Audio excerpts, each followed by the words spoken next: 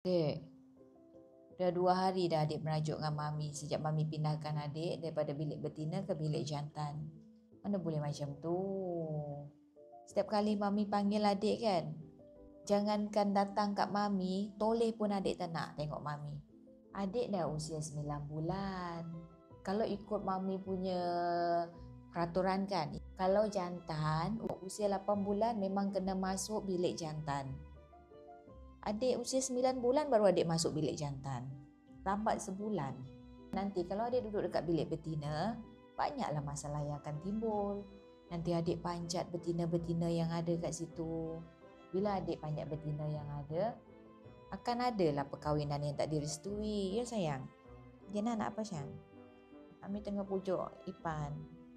Tapi, kalau adik nak duduk dekat bilik betina juga, takkan Mami nak kurung adik dalam sangkar.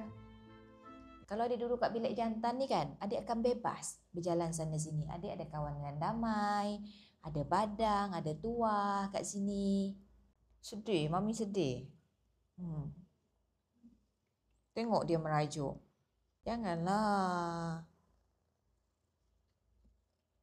Ya sayang, Mami tengah pujuk Ipan. Mami sedih, Ipan tak nak kawan Mami. Ada satu je jalan penyelesaian dia. Kalau buang telur adik nak.